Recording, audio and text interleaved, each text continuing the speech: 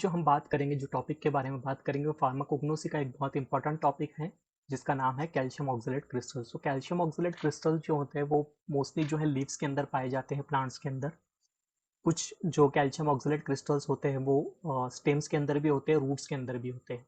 सो सबसे पहले तो we need to understand that what is calcium oxalate crystals.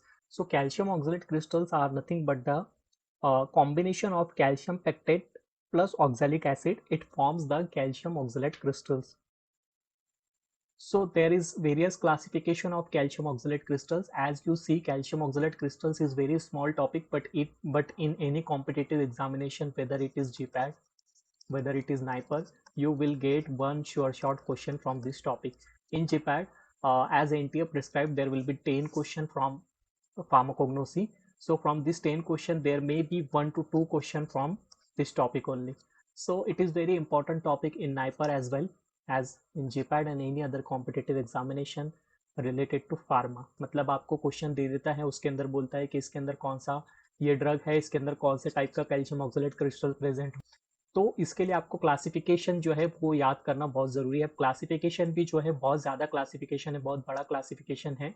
तो ये बेसिकली थोड़ा सा हेक्टिक हो जाता है, तो आगे हम इसको ट्रिक के माध्यम से समझेंगे।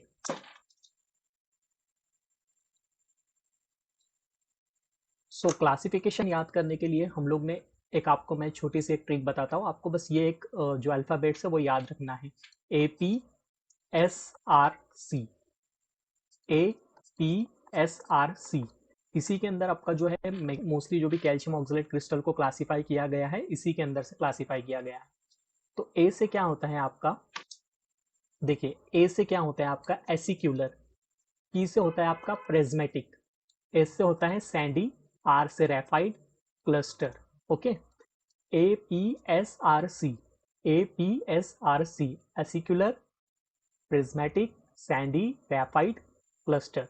ओके, अब एसिक्यूलर क्या है, मतलब देखते हैं। ये जो होते हैं आइसोलेटेड टाइप के होते हैं, यानी एक तरीके से ये कंडेंस नहीं होते, एग्रीगेट नहीं होते, दूर दूर रहते हैं, आइसोलेटेड होते हैं, निडल शेप्ड के होते हैं ये एसिक्यूलर। ओके, देन प्रिज्मेटिक जो होते हैं ये भी आइसोलेटेड होते हैं, बट ये पॉलीगोनल क्रिस्टल्स होते हैं। सैंडी जो होते हैं लार्ज अमाउंट के अंदर होते हैं, माइन्यूट क्रिस्टल्स, माइन्यूट क्रिस्टल्स इस तरह से जो भी क्रिस्टल्स प्रेजेंट होते हैं, तो इसको हम बोलते हैं सैंडी टाइप, मतलब जो आपका सैंड होता है ना उस तरह से प्रेजेंट होते हैं। देन रैफाइड्स क्या होता है, ये एक तरीके से एग्रीगेटेड एसिक्यूलर क्रिस्टल्स होते हैं। मतलब ये जो है एसिक्यूलर तो होते हैं, बट ये कैसा होता है एग्रीगेटेड, यानी एक तरफ एक जगह के ऊपर ये जमा होते हैं। देन क्लस्टर, क्लस्टर इसका मतलब ही बता रहा है कि ये क्लस्टर फॉर्म के अंदर होंगे, यानी एग्रीगेटेड फॉर्म के अंदर होंगे, तो ये प्रिज्मेटिक क्रिस्टल्स होते हैं। ओके, अभी हम लोग देखेंगे एसिकुलर के अंदर, एसिकुलर जो कैल्शियम ऑक्सलेट क्रिस्टल्स होते हैं वो कौन से प्लांट्स के अंदर प्रेजेंट होते हैं। तो इसके लिए आपको एक ट्रिक याद रखनी है, इसके लिए आपको एक ट्रिक याद रखनी है। अमरावती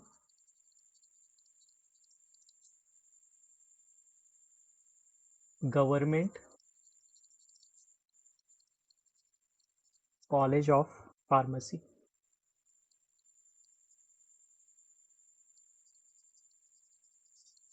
और लास्ट में इंडिया।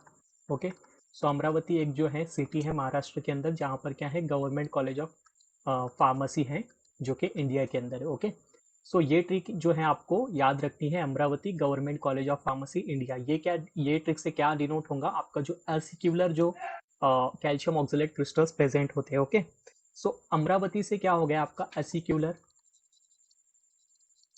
देन गवर्नमेंट से क्या हो गया आपका जेंटिनियन, कॉलेज से आपका हो गया सिन्नामन, फार्मेसी से हो गया पोडोफाइलम, और लास्टली इंडिया से हो गया आपका इपिकैट। तो ये जितने प्लांट्स हैं जेंटिनियन, सिन्नामन, पोडोफाइलम, इपिकैट, इसके अंदर कौन से क्रिस्टल्स प्रेजेंट होते हैं एसिक्यूलर। ठीक है, सो बस आपको ये ट्रिक याद रखना है, Amravati government college of pharmacy. अभी हम लोग ट्रिक देखेंगे प्रिज्मेटिक के लिए। तो प्रिज्मेटिक का क्या है, प्रिज्मेटिक को याद रखना बहुत ही ईजी है। अगर आप आईपीएल फैन हैं तो आपको सबसे पहले याद हो जाएगा SRH, Sunriser Hyderabad QC। Quality check हुआ है उनका कि उनके प्लेयर्स अच्छे खेल रहे हैं या नहीं खेल रहे। तो एस से क्या हो गया आपका सेना। ओके, आर से हो गया आपका राउल्टिया, देन H से हो गया आपका हायोसायमस, Q से हो गया आपका कॉशिया और C से हो गया आपका कैस्कारा। ओके, सो प्रिज्मेटिक को आपको कैसे याद रखना है, SRH यानी sunriser Hyderabad, QC senna, rauwolfia, hyoscyamus, cassia, cascara. इसके अंदर कौन से क्रिस्टल्स प्रेजेंट होते हैं, प्रिज्मेटिक टाइप के क्रिस्टल। देन आपका आता है सैंडी। तो सैंडी के अंदर जो है ज़्यादा नहीं है, सैंडी के अंदर जो आपको एक छोटा सा एक 3 वर्ड याद रखना है, CBH। तो C के अंदर क्या होता है, सिंकोना, देन बेलाडोना, देन हायोसायमस। अभी देखिए एक पैटर्न इसके अंदर नोटिस कीजिए, हायोसायमस यहाँ पर भी है और हायोसायमस यहाँ पर भी, यानी हायोसायमस के अंदर प्रिज्मेटिक टाइप भी होता है और सैंडी टाइप भी होता है। तो ये इसके अंदर जो है एक तरीके का एक्सेप्शन है कि हायोसायमस के अंदर जो है दोनों टाइप के कैल्शियम ऑक्सलेट क्रिस्टल्स प्रेजेंट होते हैं, एक तो प्रिज्मेटिक टाइप का भी होता है और सैंडी टाइप का भी होता है। तो ये एक ध्यान में रखने वाली बात यहाँ पर है। देन ग्रेफाइट को आपको याद रखना है, तो आपको एक छोटे सा एक वर्ड सेंटेंस याद रखना होगा, रेवेन्यू इंस्पेक्टर शारजा। ओके, सो रेवेन्यू से क्या हो गया आपका ग्रेफाइट, इंस्पेक्टर से हो गया आपका इपीकैट,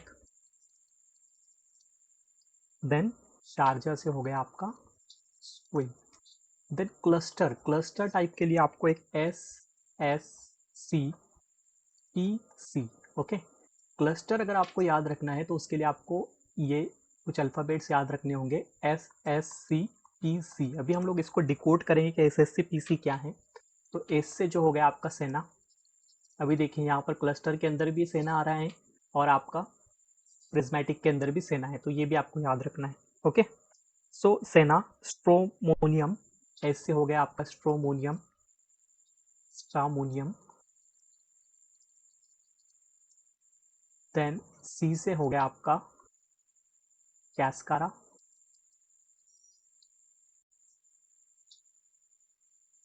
ओके, पी से है आपका हाइड्रोलक्का, सी से है क्लो, एक और इसके अंदर आता है क्लस्टर टाइप के अंदर, ये भी इंपॉर्टेंट है, रूपार। ओके, सो आई होप कि आपको ये जो भी सारे क्लासिफिकेशन होंगे कैल्शियम ऑक्सलेट क्रिस्टल्स के वो याद हो गया। Thank you for watching, please